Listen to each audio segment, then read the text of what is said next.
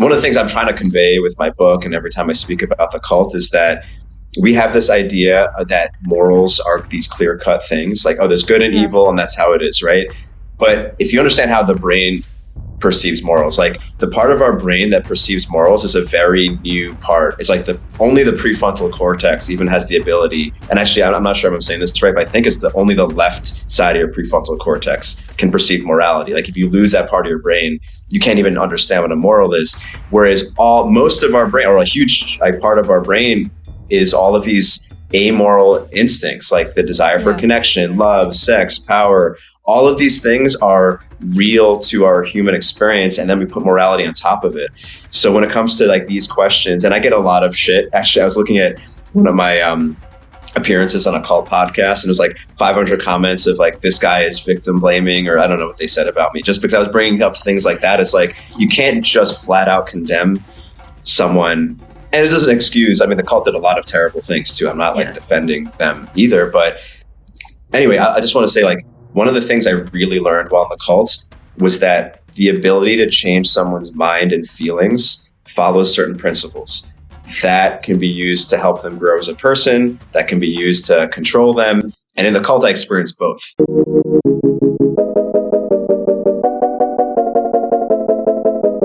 Ladies and gentlemen, you are listening to the Pranzata Podcast. This is your host, Andrea Pranzatelli. This is episode number 153 on the Pranzata Podcast. We have a returning guest. This is the second appearance of Ruwan Meepagala. Just to introduce who Ruwan is, he is a coach and podcaster. He has an incredible podcast called the RUWANDO Podcast. That's actually how I discovered him and invited him here. He's also a writer. He's writing his first book. Is that correct? It's basically done, but it is my first real book, yes. Yeah, awesome. So I have a lot of questions for him today, but the questions are actually going to be focused on something interesting that I didn't touch on the last time he was on the podcast. I just figured this out this year. He was in a female-run cult called OneTaste, and he was in this cult in his 20s, and this cult has recently gone on trial. When did they go on trial? May 5th, so about a month. So very recently. Okay, so this is awesome to get to hear the perspective of somebody who was actually in this cult as a member. So before we get into it, if you are new to this channel, please don't forget to hit subscribe. It is my dream to be a full-time podcaster, and every subscriber helps me get closer to reaching that goal. Okay, so first off, I had never heard of OneTaste. So for my listeners who also may have never heard of this cult, female-run cult, explain to them what it is.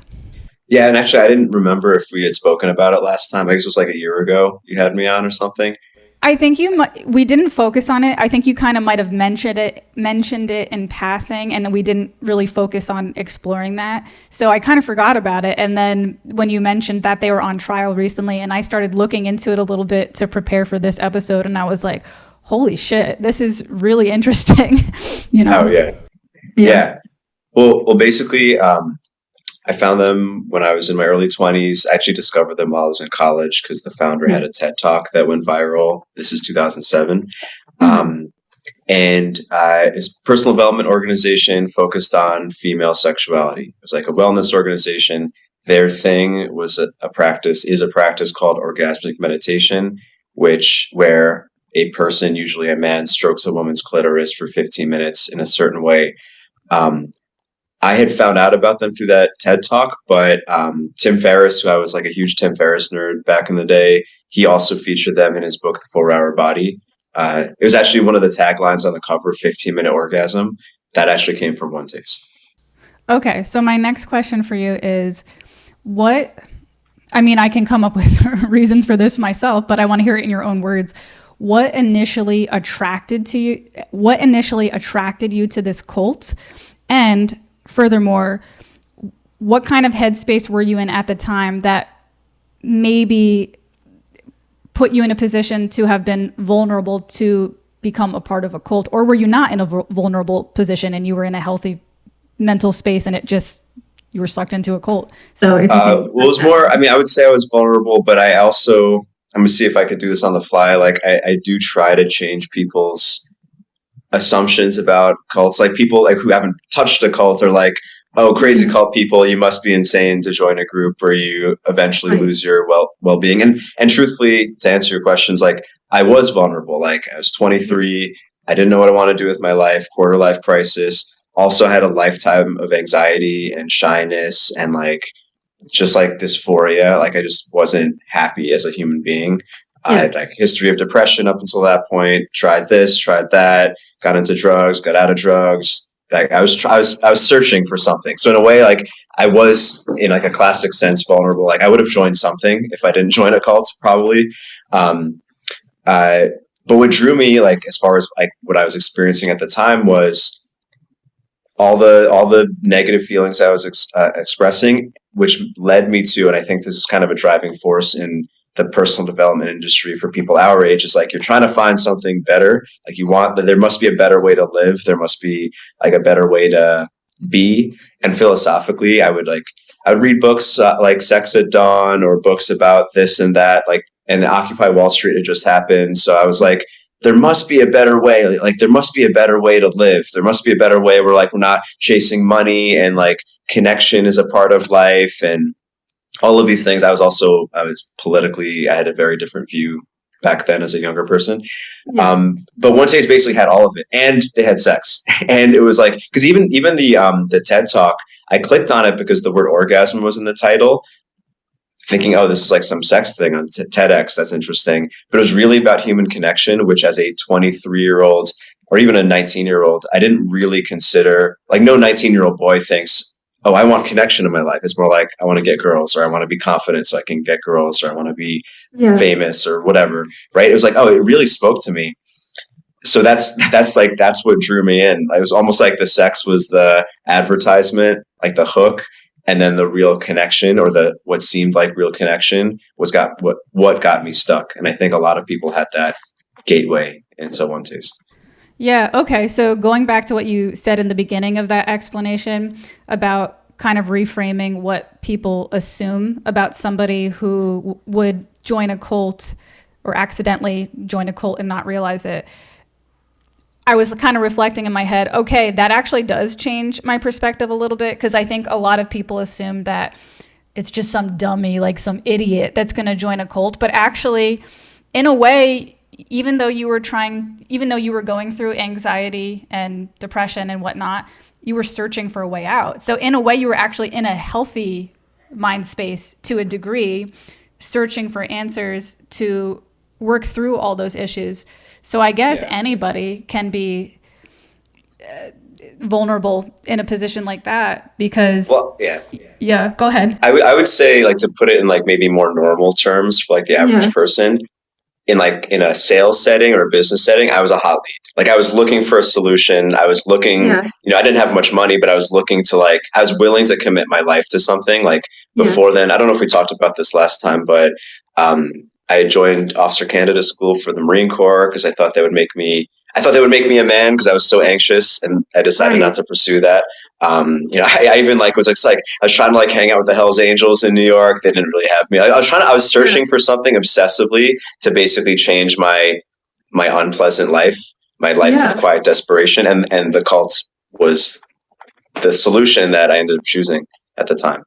I mean, hey, we talked about this the last episode. I was a part of the 12-step program. Oh yeah. Well, that's another cult. Yeah, a lot of people would call that a cult, and there were moments where I almost left. I mean, I think at this point I wouldn't really consider myself a member anymore. I went through the full 12 steps process.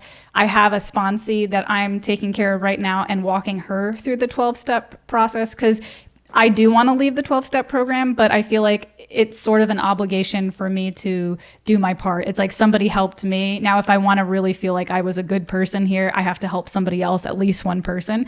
So I'm walking somebody through the 12-step program. But there were moments where I'm like, this is very cult-like. There's a lot of cult-like elements to this, and I don't see myself staying here forever. So, I mean, I guess I'm no different in that sense. Obviously, the 12-step program doesn't have, well, it does have like a casual reputation of being called a cult, but it didn't go to trial or anything like that, as far as I know, maybe. And there's not like the leader of 12 Step is now long past. Yeah. So like, yeah. So if there was like a singular leader, if Bill was still alive and telling people what to do, maybe something of that nature would happen. Yeah. But actually, one of my hot takes, and people get mad when I say this or say things like this even, is I really feel that the reason why cults work is that they actually mirror pre-civilization tribes. Like, if you imagine, like, 10,000 years ago, what our ancestors were like, it was maybe 50 to 150 people. There's one really charismatic person that everybody listened to. They had their own language. They had their own beliefs. Everyone on the outside was considered a weirdo and dangerous. And that's actually how humans lived for a really long time. It's only the last couple thousand years that we have like states and nationalities and stuff. But like that was actually normal to our brains. And I'll say subjectively, like being in a cult, it really did feel like a family. Like I created bonds there that I haven't really, I mean, I have good friends now, but it's different. It's like we weren't believing the same thing, maybe religious people get to experience this now, but I'm not religious. So like my only experience of that is being in a cult, honestly. Like that tight a community. So, and if that's the case, and there's a lot of different organizations, church, 12-step, that could have those similar characteristics as cult, what separates something as this is a cult versus this is just a community program? Well, the word cult is kind of a vague term. I mean, that's the thing. And that's even a thing in the trial that's, I think, wrapping up today, probably. There's not really a clear definition. Even psychotherapists don't have a clear definition. Yeah. The ICSA, which is kind of like a 12-step organization for ex-cult members, they probably won't like me making that comparison. It's actually kind of culty in my experience, but they have a list, kind of like I don't know if you've ever been to Coda. That's not the 12-step you're in, right? Yeah. No, so I've heard of it, but the specific one I'm in is called SLAA. I picked that one because in my youth, I had been diagnosed with borderline personality disorder. And while I don't necessarily, for the listeners, it's called Sex and Love Addicts Anonymous. While I don't necessarily identify with being a sex or love addict, having borderline personality disorder comes with a lot of relationship issues. So I felt like that was a good fit for somebody with borderline characteristics. So yeah. I think we talked about that last time. Like I always thought it was weird that they put female love addicts in the same room as male sex addicts. It just seemed like a recipe for disaster. Well, I'm part of an all-female group as of now, and I'm helping another female as well. But there's still issues there because a lot of the females now, because of trends changing, are LGBTQ plus. I think I got them all. So there's issues there too, because some of the females end up falling in love with each other. So yeah. But I forgot what we were saying. Oh yeah, what makes it a cult? Well, I mean, for a while, honestly, until like the more legal, like the big things started happening with the criminal indictment and everything with OneTaste, I was using the word cult very, liberally. I was like, everything is a cult. Friend groups are cults. When you have like a bunch of inside jokes, there's an us versus them. There might not be a leader, so that might not be like an official cult, but like every consensual reality, every group reality is not that different than what we might call a cult. Just like what we might all call a cult, like Scientology, is just more extreme. And there's like a clear, doctrine that they get indoctrinated by, let's say. But I think aside from the word cult, it's really that we all form our realities mostly based on perceptions of other people. Even if you're kind of a loner and like you just interact on social media, but you're like part of the manosphere, or you're part of like, I don't know, left-wing politics on Twitter or right-wing politics on Twitter. Like there are all these, we call them echo chambers in that context. It's like there are these basically separate realities. And in politics, you can see this pretty clearly more recently. But I think that you see that in every kind of subculture or slice of life. It's just that what we typically call a cult is more insular and like more intense when it comes to that. I mean, that's kind of a diplomatic and maybe generalizing way to put it, but yeah. That makes sense. And it probably makes things difficult to go to trial when there isn't a clear definition of what the word cult even means, Yeah. Well, I was in court for one day, and I saw that and this is what I've been hearing from the news. I wasn't allowed back because I got subpoenaed, but the defense right now. So basically, the FBI indicted the leaders of OneTaste for a conspiracy. It's called conspiracy to commit forced labor, which I think is their attempt. This is just my very layman's understanding. Their attempt to make brainwashing a crime, because a lot of the witnesses have basically said I was brainwashed by them, etc. But since there was no physical force, it was all kind of what was happening in the head. It's kind of hard to. The defense is arguing everyone did choose to do these things, but that was the thing about what they did. That what we learned in the cult was how to play with people's emotions and how to change what people wanted. Starting with the body, like change the sexual response in people to make like all of this stuff. So it is an ethical gray area, and even many years ago, the FBI interviewed me on it, and I said the same thing to them. It's like most people, if you understand, it's like. There's a lot of unethical things they did with manipulating people's feelings, essentially. But no one was forced. So it's like kind of like, I think it's this open-ended philosophical question of like, if you change what someone wanted and they do something that they seem to want to do in the moment, but only because you made them want it, is that manipulation or not? And it's this, I think it's a hard question to answer. Yeah, it is for certain a gray area. So my next question on here, was there any point when you were a member of this cult that you felt uneasy, where you felt like there was manipulation going on, or did you, all the time? Okay. So at different stages, like there's a lot of, like, everyone experienced internal conflict. And there's actually another thing that came up in court a lot where the defense would show text messages of witnesses who were claiming to be victims saying like, but in this text message, you said you wanted to do this. You wanted to sleep with these people. You wanted to do such and such. And it's like, yes, they've said that. And yes, they felt that way. But it wasn't like, it's this complicated thing where our feelings were being manipulated. So it's kind of hard to say. Anyway, but to answer your question, it's like many times I was asked to do something where I felt a lot of resistance, and they were telling me, well, this is good for your spiritual growth. This is good for your growth as a person. But it was hard to tell, is this my conscience telling me not to do this? Or is it my fear of discomfort? Because when you feel like a personal development, everyone says you got to push through discomfort, right? Which is true. But is like having sex with a bunch of people you don't want to have sex with, pushing through discomfort for growth, is spending money you don't have, pushing discomfort for growth. Like it's hard to decipher that, especially when you're in cult mind. This is so interesting because you and I even touched on this on the last episode. We talked a little bit about how, and I've been kind of interested in this topic in general lately, but the idea of power within relationships is to an extent unavoidable. And I remember you had mentioned the games we play. You said you should check out the book, The Games We Play. And it was talking about how we're all playing games, even if we don't want to admit it. It's just part of our human nature. So going back to like the gray area of defining things and defining what is manipulation, I guess to a certain degree, all relationships have manipulation in them. And that, I'm not saying that, for the listeners, I'm not saying that excuses this, behavior, but I'm just saying that it does leave a lot of gray area for how to define what is, like, for example, if I choose to be kind to my partner and I choose to be loving to my partner, if I really break it down, somewhere in there's still some manipulation, even if it's for a positive gain. It's like, hey, I'm saying kind things to my partner because I know they're going to be happy, and I know them being happy is going to benefit me and make me more secure. It's like no matter where you go, there's going to be some sort of manipulation or game to be played somewhere. So it's like, where is the line of, okay, here it's gone too far, Yeah, I mean, I don't think there is a clear one. All I can say is the extreme beliefs that I think a lot of people have with this stuff of like, oh, all manipulation is bad, or all manipulation is like, it should just be a free for all. Like both of those two, I'm sure are wrong.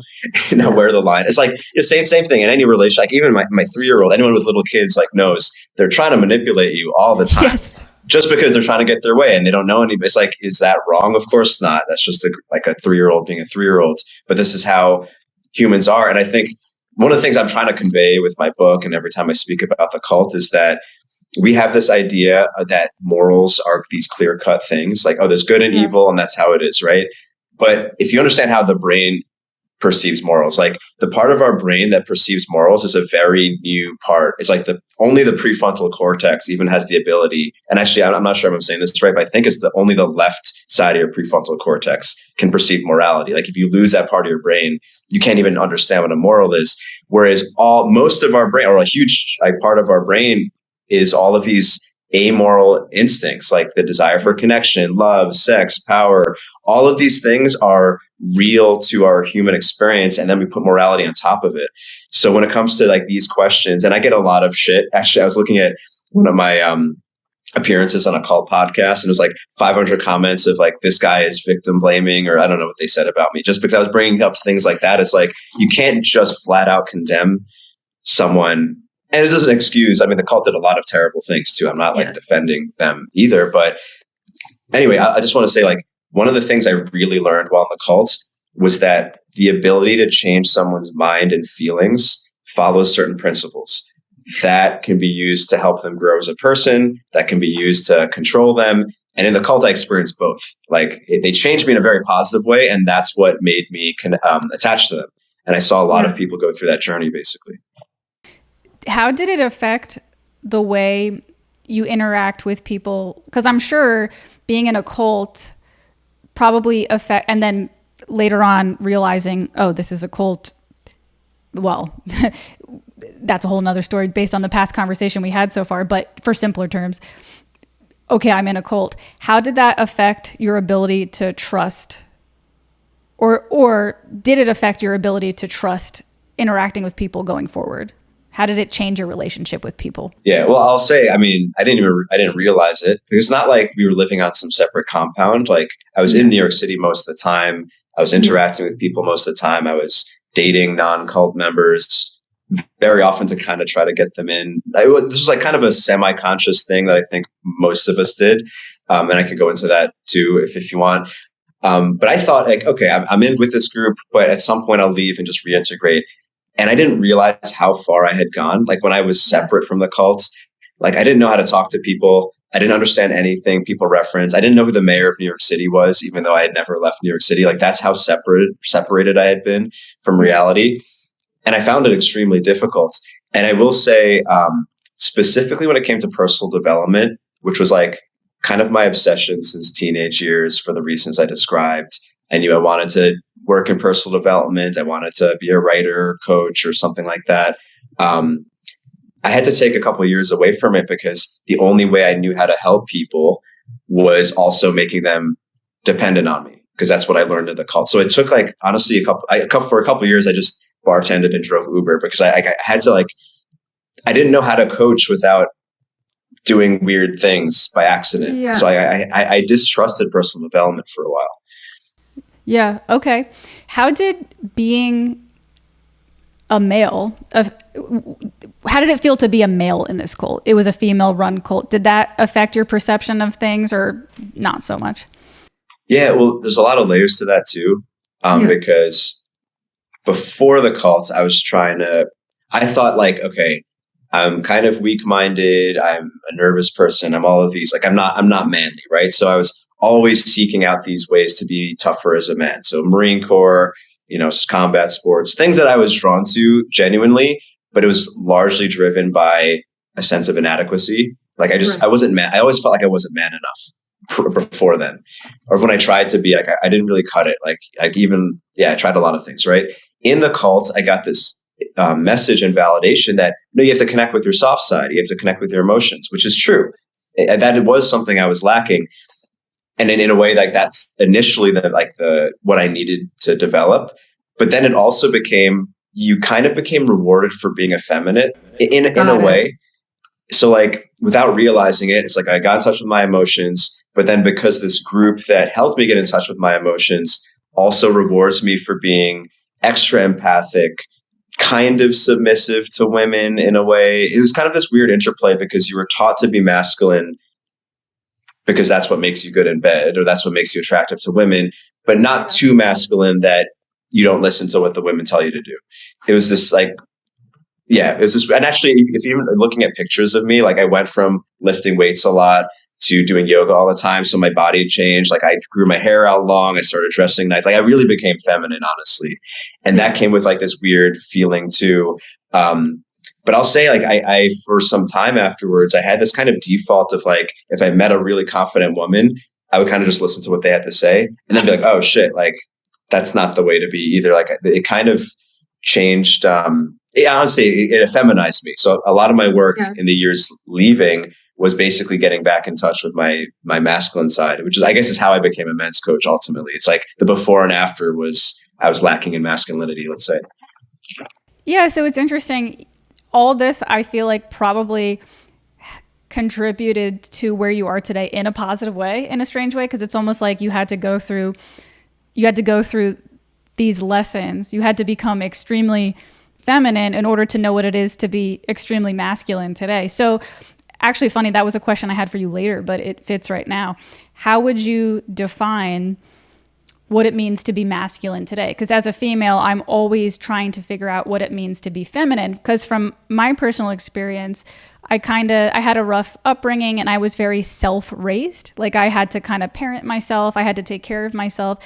And I feel like to a degree over the years, it caused me to not trust other people. It caused me to not want to follow other people. It caused me to want to be completely self-reliant, which I think puts me in my masculine. So as I'm getting older, I'm kind of going through that same journey of rediscovering what it means to be feminine. But because I'm always thinking of the feminine, I'm not always thinking of what does it mean to be masculine. So in your words, if you had to describe it today, what does it mean to be masculine to you?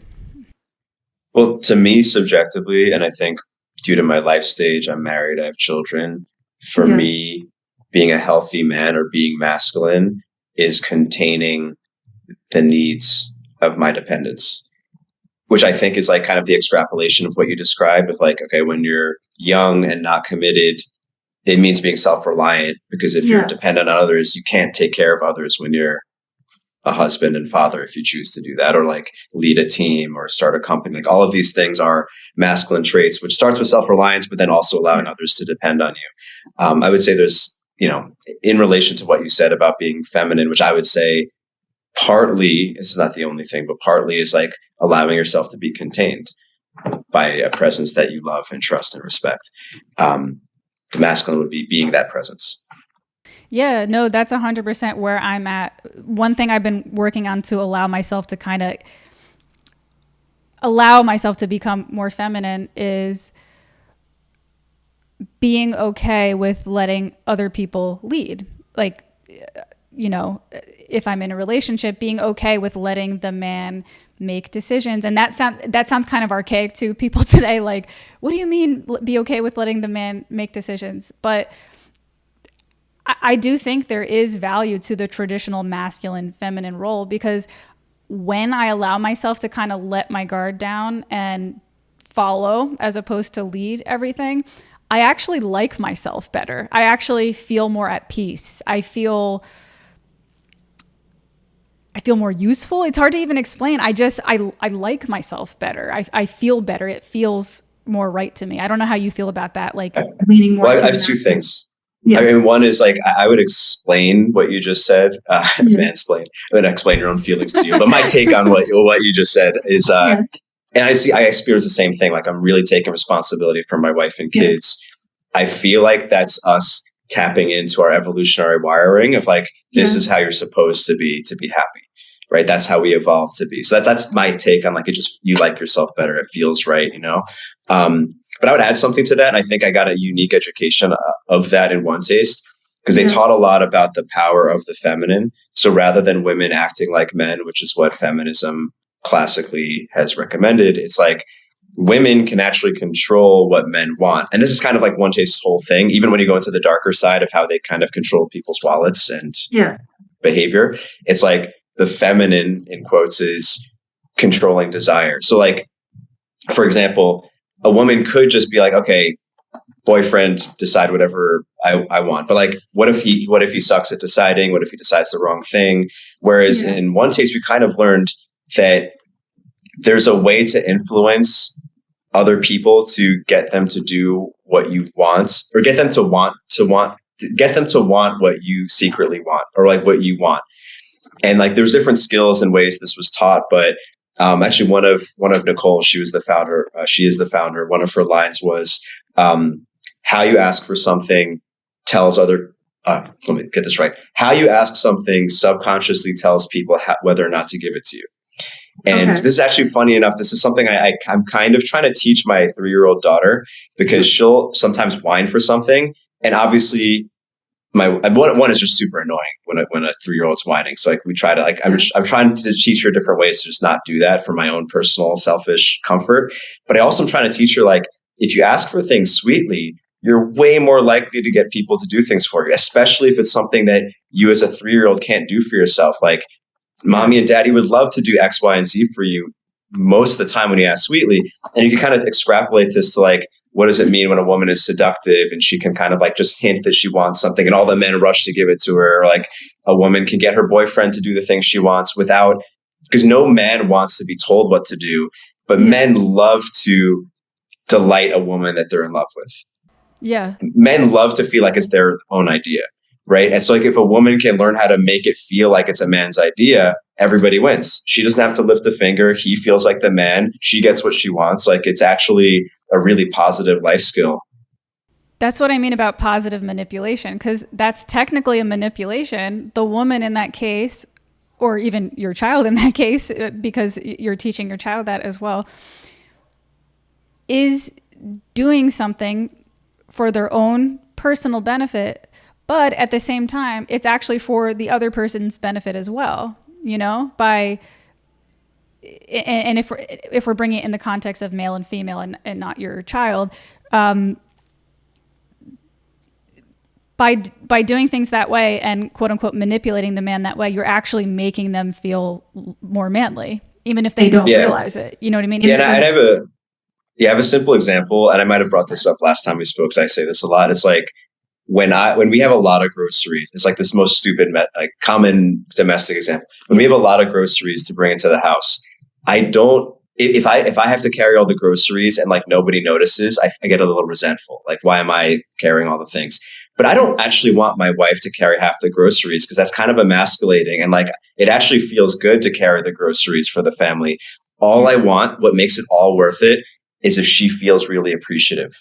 And like, I would love to break a sweat and like, have my grip maxed out and all of these like, I would love to exert my body knowing that my wife is delighted and feels appreciative and grateful. And that makes it all worth it. And then everybody wins, because she doesn't want to carry the groceries. Like, So for the a lot of examples of this. For the ladies listening, so if you can get more specific, how can a woman show her appreciation? Just say it. Just like, in what ways can a woman make the man feel more appreciated in that case? Yeah. Well, in OneTaste, they actually, and I didn't mean to teach all of their teachings, but there's a lot of great stuff that I learned. And one thing is their idea of getting off on things. So this was something we actually practiced in the sexual practice. The person getting stroked would try to heighten the pleasure they would feel from the touch. But then that skill was, we tried to translate that into life. Where like, if you could really feel appreciation for the thing that you want, even before you get it, it's kind of like a law of attraction thing a little bit. Like, if you could really feel grateful for the thing, like really feel it. It doesn't matter how you express it, although however is genuine to express it is what it is.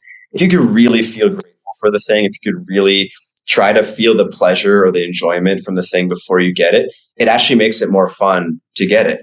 And I'd say subjectively, as a man who dates women, or even with my daughter, or like just people, like usually with women, like if I know a woman's delighting in a certain thing, it feels good to give it. I actually think this is like a driving force in like OnlyFans and before webcam models and like the weirdos who pay $300 to get a woman's dirty socks, like that kind of thing. That I think is like kind of a twisted version of it. But I do think it's part of the male instinct that you want to delight women. It just feels good. It makes you like yourself. That's actually a really good point, because I always wondered that myself. I'm like, there is so much free porn out there. You can go into plenty of rabbit holes on Pornhub or whatnot. why the hell would anybody pay for it? And you're right. There is a sense of control in some kind of way to be able to pay for something versus it's just there, you know?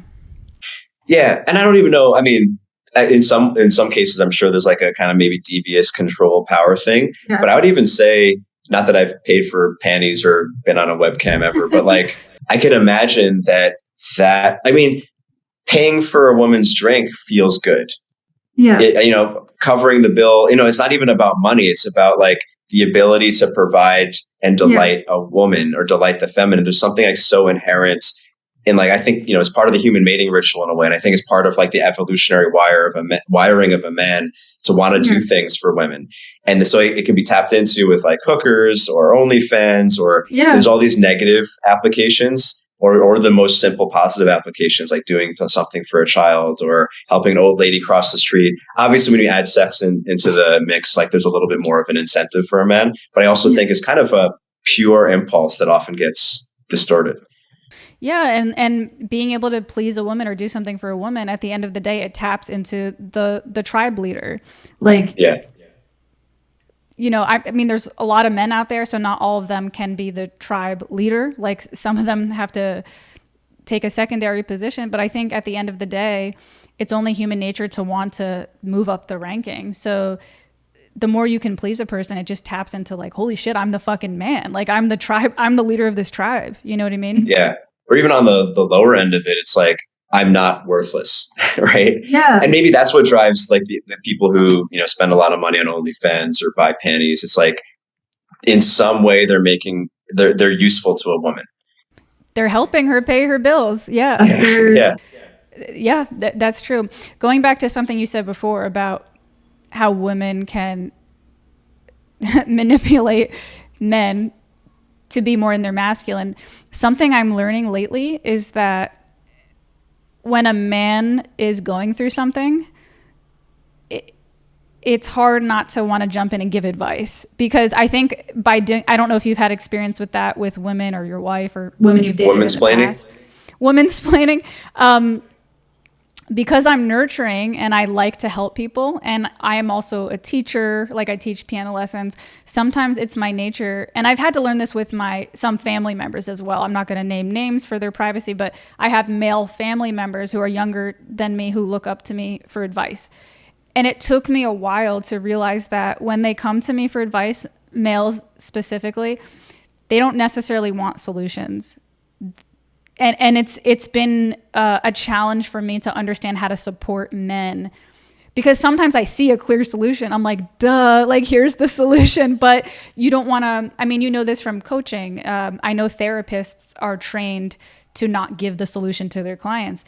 How can you advise people to behave in those ways? Like when a man trying to tap into his masculine energy comes with stress and a problem, what can a woman or male do, like a male friend, if that's the case, I'm not sure, but what can they do in those situations to be supportive without giving them all the answers? Yeah. Well, I would actually say, and I'm sure there's plenty of exceptions to this, but I feel like when men seek out other men, they often are talking solutions. Like, that's how men talk to each other. Yeah. Hence the mansplaining thing. It's like guys give each other value by explaining how things work. It's like you can make fun of it, but it is like a thing between guys. Like, I actually like when my friends who know about cars tell me how something works. Like, that's how we communicate.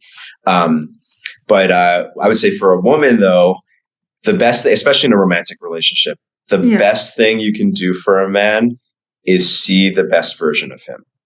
Okay. That's the best fuel. Like, that is crack. That is like, I mean, I don't really give advice to women usually, because I feel like that you should get advice from your own usually. But like, I'll say this, like the most, like, aside from sexual things, other things that make relationships good, all that other stuff, like simply seeing the best version of a man will help him see himself that way, which will make him love you. I mean, this is the manipulation side of it, but it could be used positively. It's like when you know that, and I think Jerry Seinfeld has like a bit on this or something. It's like, when you know a woman loves you, you feel like you can do anything. And it depends what woman it is, right? But like, if you see your man is struggling and you just hold on to like, I know he's going to figure it out. Maybe you say that, maybe you don't. It depends on obviously how you guys communicate. But if you can really feel it, it's kind of like the getting off on, like the manipulation we talked about earlier. Like if you can really see it, it gives him the best chance of finding the solution and feeling like the man. You know, to give him the solution or to help him out will emasculate him, which aside from his own personal growth or how he feels about you, you're not really helping him in the long run, because then he's either going to get mad, or if he's going to become like your son. He's going to act like, okay, well, she's always going to help me out, which is like the most toxic thing, one of the most toxic things in a hetero relationship. Yeah, that's been hard for me to learn. I'm speaking more specifically with my younger brother. Because he's my younger brother, I have this like dominant energy over him. And it took me a long time to learn that he doesn't want that from me. He's opening up to me because he needs somebody to vent to, but he gets really pissed off if I give him the answers. So it took me a while. In a way, like that relationship with him has opened me to learning how to treat men in a way that I didn't know I needed to learn, you know? So that's great.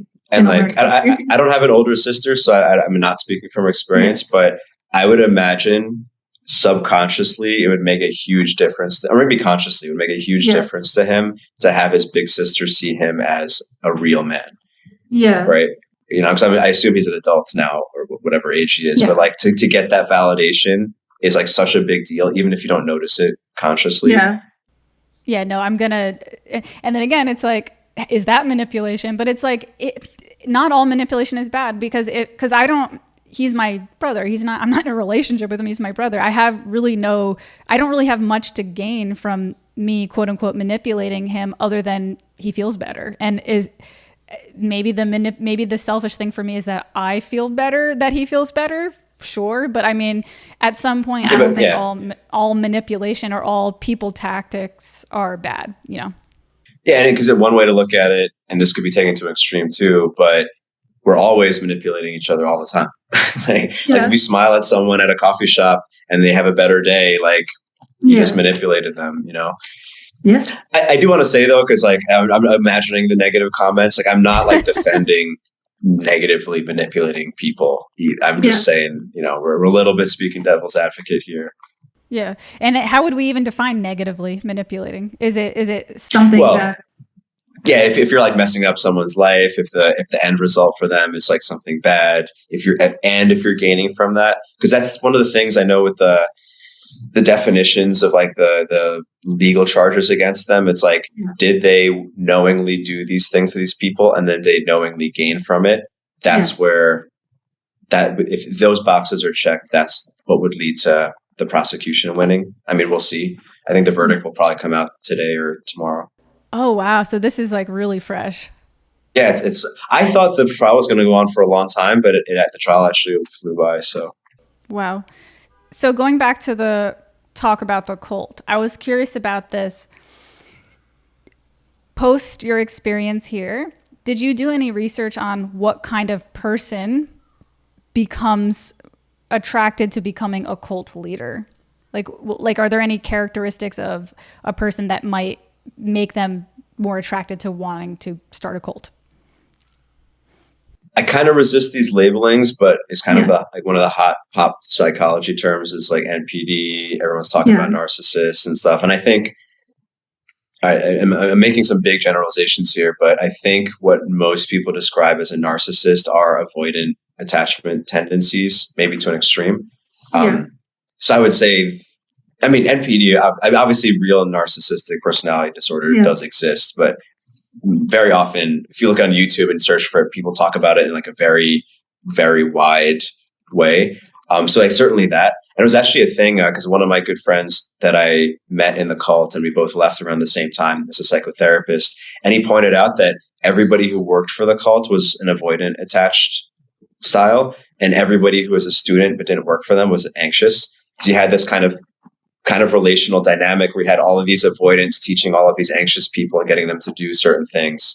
And the avoidance in the student body would often become staff members, and the anxious people would kind of stay as students.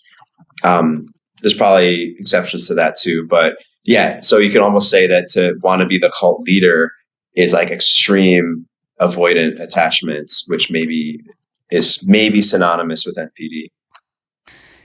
Going back to what you said about avoiding labels, I think I'm starting to tend to agree with that as well. Because when I think back to the own label I was given the label borderline personality disorder when I was in my 20s. I'm 37 now. I got this label when I was about 24. Based on a lot of the things I hear today, you're screwed if you have this label. You have this forever. You can't break out of it. Actually, borderline has become like the new narcissist, I feel like. Like you hear people speaking of borderline like, oh, it's the female narcissist. But when I look back, I don't have any of the, I shouldn't say any of the traits. I think I still have one of the traits, which I'll explain in a second. But there's like, I believe around 8 or 9 criteria of how to label somebody as borderline personality disorder. And through years of myself soul searching of how to work through this, at this point, I only have maybe 1 or 2 of those criteria that I wean in and out of, which I would say that most human beings have anyway. I would say those criteria are, I do sometimes still have fear of abandonment, and I still sometimes feel empty. But like, that's just, like I said, feeling empty is just part of the human experience. But all the other criteria, I'm like, I don't struggle with any of those anymore. So this idea that this is you and that's how you are and this is what's going to define your future, I think that's very limiting. That really limits a person from growing or changing, and it could cause somebody to rely too heavily on that. If I didn't have the self-will to want to improve myself, I might have been a different person who's like, well, I'm trapped with this, and then I might have just leaned into these characteristics more. So I do think there's a danger in giving these labels, you know. We might have talked about this last time, but like, you know, I have a lot of respect for the 12-step program, but I have issue with step 1, like labeling yourself as an addict. Like I've had friends who definitely had periods of alcoholism, didn't go through 12-step, and they say like, oh, I was an alcoholic back in the day. Whereas people who've gone through 12-step is like, I am an alcoholic. Haven't drank in 10 years, but I am an alcoholic. And like this label kind of limits them. That said, I don't think labels are, I mean, obviously we need labels in order to communicate about things, right? But I think a lot of people mistake the abstraction, like the abstract word, the label, for concrete reality. It's like BPD is perhaps a useful label for things. Yeah. But if your reality is like, okay, BPD is supposed to include like these 10 traits or these 10 experiences, and I don't experience most of them, then the label's not that useful anymore. And you might even reinforce, like, I see this a lot with like, oh, I'm an anxious attached, so I always behave this way. Or in the spiritual communities, like I'm what's the thing? Human design have you heard of this? Are you familiar? Oh, it's like another take on astrology. It's like, oh, I'm a projector, so I can't take initiative. It's like, come on, give me a friggin' break. Like these are just traits. Like maybe you have tendencies. Like it's, this is one of the things, like I wish this was taught in school, because so many people just don't understand the difference between reality and abstraction. And so many arguments on the internet, especially, are people like disagreeing on labels and things that are not real. They're just descriptions of things. So anyway, I could keep ranting on this. No, a lot of thoughts came up. I was trying not to interrupt you. I'm like, where I think the label borderline I agree with you. Labels can be useful in certain context and not useful in other contexts. So if I'm going to a therapist with all these problems, it could be useful to say, aha, she has this trait, this trait, this trait, this trait, this trait. Let's just call people with this trait, because there is a reality that some people have these traits. Like some people with childhood trauma, their traits manifest in this way. Okay, I see a pattern. This person's trauma manifested with these 9 criteria. Let's call it borderline so we can figure out what helps somebody with these traits. But it's useful in that context of figuring out how to help the person. It's not useful to define yourself that way. And that's where, labels are interesting. And like you said, you could talk about this. This kind of goes into the gender pronoun talk. I wasn't sure if I wanted to get into this, but let's go for it.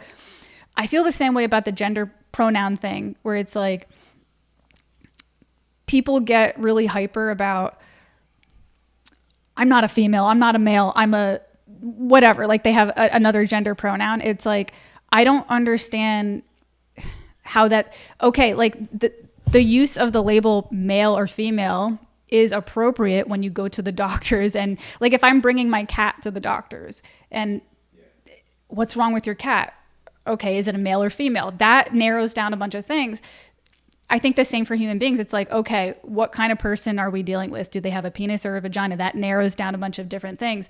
My issue with the gender pronoun thing, it's not necessarily that I disagree with a lot of what they have to say. It's like gender is on a spectrum. I actually agree. I'm somebody who tends to have some masculine traits, as we said in the beginning of the podcast. But the thing is, as somebody who has masculine traits, I don't necessarily find it useful for me to have to find exactly where on that spectrum I lie. Like, I don't understand what the use of that is. Maybe if I was part of like a sex club that like, or something like that was like, okay, we need to know where I am on the spectrum so we understand what I like in bed. Like, maybe in that context, I can see how it's appropriate, but I don't see how it's appropriate for me to need a certain gender label in everyday life. You know what I mean? I don't know if you have any.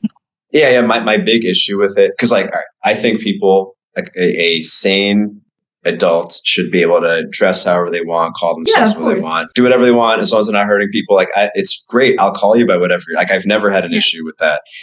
But it is a confusion of abstract labels and reality. It's like you said, when you go to the doctor, there's certain things, that matter. And I'd even say spiritually, one of my issues with the big gender identity thing, the way it's been in the last many years, is they're mistaking identity for who you are. Like, your external persona and what people call you is not who you are. Like, it's a label. Like, you can, everyone wears many hats. Like, you have different identities in different parts of your life, right? Yeah. Like, who you are at work is not who you are in the rest of your life. That's a certain persona you take on. Yeah. It's a certain title that you might have in somewhere, and that's not reality. I think, like, on a spiritual level, it's a very unhealthy way to view yourself, that like, oh, my well-being is based on the sounds other people call me. Like, that's a incredibly unhealthy and not real thing. Like, that's not reality. Yeah. And it exactly. And I can also, going back to what I said before about like, when is the label useful? I'm somebody who I would also agree that sexuality is fluid. And I think women in particular are very fluid sexually. And I would consider myself somebody who's attracted to men and women. I don't need like the exact label of like, where on the spectrum am I attracted to men? Where am I attracted to women? I'm totally okay with saying, hey, I'm bi-curious. Like, what's wrong with that? I'm like, that's a very efficient label for somebody who experiences sexual attraction to both genders. I'm like, that's okay. We don't need to keep, like, to me, it's like, okay, there's different contexts. So if I'm in a room of people and one of them has a blue-ish shirt and I need to get their attention, hey, do you see that person over there with the blue shirt? Sure.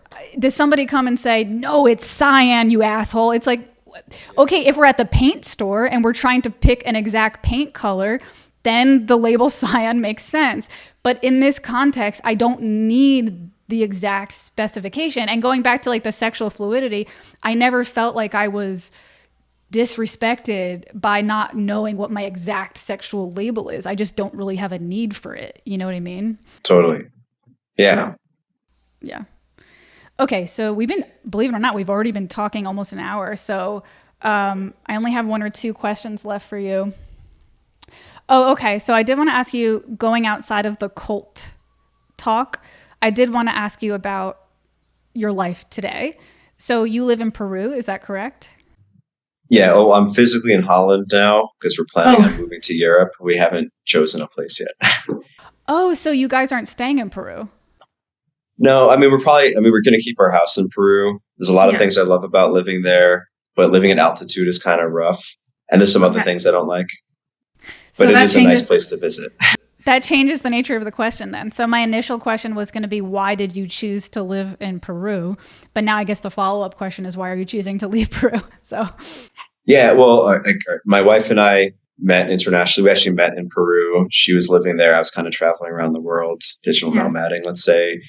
We got together, like we reconnected during the lockdowns. in the pandemic. So she moved to Thailand to be with me, but she didn't like Thailand. We tried Mexico. Neither of us liked Mexico. Yeah. We went back to Peru because we both kind of liked it. We had both been there.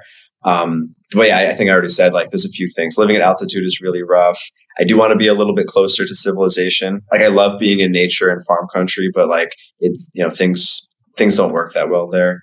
I want better education for my kids. There's a few things, but I think the bigger thing is I am sure I want to live close to nature. So we're going to explore northern Spain and hopefully I'm trying to find an abandoned farm that we can take over or something. Oh, nice.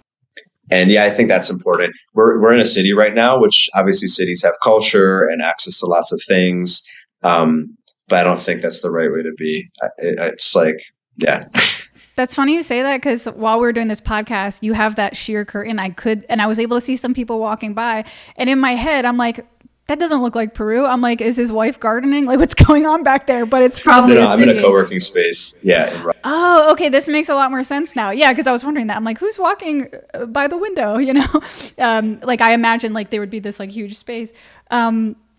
Okay, so then my final question is, before we end this podcast, do you miss the United States at all? And do you ever see yourself coming back to the United States? No. So we just visited my family and friends in New York. Ah. I love visiting New York.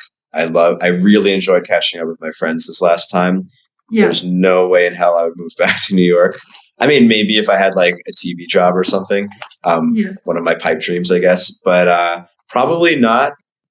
We looked at upstate New York for a bit, but like, I think the culture doesn't fit who I am. I guess I should put it. I love being American and I love American values, but it's kind of hard to find where I think I would fit. And I think like 10 times more for my wife, who's not American. What is it specifically? What is your wife, by the way? Where is she from initially? She's from Holland. That's why we're here now. Oh, okay. Yeah. So what is it about being an American that you don't connect with? Like, because you said you love being an American in some ways, but what about the culture do you feel disconnected from? It's like, to put it really bluntly, the cities are too liberal and the country's too conservative. And I don't even mean just politically. It's like, although I do mean politically, it's like, I would not make it in New York. Like, I'm not politically correct enough in the city. And then even in upstate, like, I think we're just too weird hippie to fit in. That's funny that you put it that way, because you're right. It's like the country is so black and white there. It's like you have these very liberal cities and these very like kind of redneck outsides of the city. And there's like not really much of a balance, I did find where we were exploring, there was like, it was an interesting mix. And part of why I was also hesitant about moving there is this is right before the election. So there's a lot like, as you see the Biden signs and then next door is the Trump signs. It just seemed like there's a lot of, so actually even to relate to the cult thing, I felt it would be very hard for my family to find people in the same reality as us. In America specifically, both in the cities, which are more left wing, and in the country, which is more right wing. It just, in the country, I think we would be seen as weird yoga hippies, and in the city, we would be seen as Nazis. Not that I think my views aren't anything or that extreme, but I just wouldn't fit anywhere. Have you been able to find more of like I resonate with this reality in Holland? Not necessarily. We are, but I do think, people are just less politicized. Yeah. Outside of the US, Europe tends to be more left wing than, they're more politicized than ever before in my lifetime, at least. So I'm not sure. I think the happy medium would be to like find a village, invite our friends to move in next door. I think that's what I'm hoping for. Hey, that's the thing. Yeah, I guess you have to create your own village, I guess so. Try not to make it a cult. Okay, so I think that perfectly wraps up this podcast episode today. Is there anything you want to let them know, like about your upcoming book or any information you would like to give the listeners before we wrap this up? Book will be out pretty soon, maybe around when this episode comes out. The URL will probably be Orgasm Book without the A, so orgsmbook.com. And that it's my memoir that I've worked on for a very long time. I'm waiting basically until the verdict to finish the whole book, because that's the whole story. And for the listeners, I will put a link to his Instagram below so that I'm an Instagram person. So I just always go with Instagram so you guys can find him easily. I'll also put a link to his YouTube channel as well. He has an excellent YouTube channel. I love his podcast if you guys want to listen to that. And that's it. Pranzata Podcast, episode 153. Have a good rest of your day, guys.